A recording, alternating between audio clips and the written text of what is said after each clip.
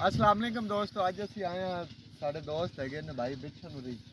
ਇਹਨਾਂ ਦੇ ਕੋਲ ਆਏ ਤੇ ਅਚਰੀ ਦੇ ਵਿੱਚ ਮਾਲ ਛੱਡੀ ਖਲੇ ਸੀ। ਆ ਬਾਜਰੀ ਹੈਗੀ ਲਵਾਂ ਵਾਲੀ, ਇਹਦੇ ਵਿੱਚ ਮਾਲ ਛੱਡੀ ਖਲੇ ਸੀ ਤੇ ਉਹਨਾਂ ਇੱਕ ਨਾ ਬੜੀ ਅਨੋਖੀ ਜੀ ਗੱਲ ਕੀਤੀ ਹੈ ਕਿ ਨਾ ਮੈਂ ਕੱਲ ਮੱਝਾਂ ਛੱਡੀਆਂ ਨੇ ਇਹਦੇ ਵਿੱਚ ਤੇ ਅੱਗੇ 10 ਲੀਟਰ ਦੁੱਧ ਦਿੰਦੇ ਆਈਆਂ ਤੇ ਕੱਲ ਛੱਡਣ ਵਿੱਚ ਤੇ ਅੱਜ ਦੁੱਧ ਕਿਹੜਾ 3 ਲੀਟਰ ਨਾਲ ਹੋ ਗਿਆ ਹੈ ਜੀ, ਯਾਨੀ ਕਿ 13 ਲੀਟਰ ਹੋ ਗਿਆ ਹੈ।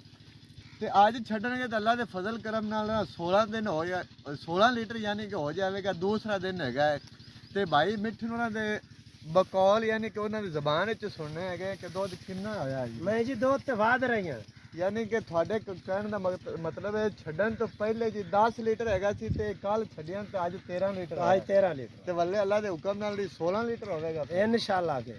ਤੇ ਮਾਸ਼ਾਅੱਲਾ ਜੀ ਚਰੀ ਚੰਗੀ ਹੈਗੀ ਹੈ, ਸੋਹਣੀ ਖਲੀ ਹੈਗੀ ਹੈ ਤੇ ਕਿਹੜੇ ਭਰਾਵਾਂ ਨੇ ਬੀਜਣੀ ਹੋਵੇ ਦੁੱਧ ਜ਼ਿਆਦਾ ਲੈਣਾ ਹੋਵੇ ਤੇ ਉਹ ਚਰੀ ਬੀਜਣ ਤੇ ਜ਼ਿਆਦਾ ਦੁੱਧ ਲਵਣ।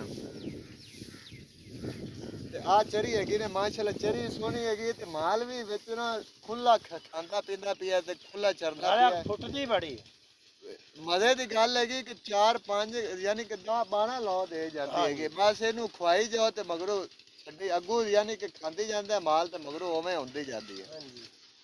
ਮੁੱਕਣ ਵਾਲੇ ਕੱਛੇ ਨਹੀਂ ਆਉਂਦੀ ਹੈਗੇ ਤੇ ਸਾਰੇ ਭਰਾ ਜਿਹੜੇ ਫਾਰਮਿੰਗ 1000 ਰੁਪਏ 20000 ਰੁਪਏ ਤੇ ਬੀ ਵੀ ਇਹਦਾ ਸਸਤਾ ਜਿਹਾ ਹੈਗਾ ਜੀ, 1000 ਰੁਪਏ ਕਿਲੋ ਹੈਗਾ ਕਿ ਮਾਨ ਹੈ? ਨਹੀਂ ਜੀ 1000 ਰੁਪਏ ਕਿਲੋ। ਇਹ ਮੀਆਂ ਕਿਲੋ ਇਹ ਵੀ ਹੈ, ਇਹ ਕੋਈ 100 ਵਾਲੀ ਨਹੀਂ ਨੇ।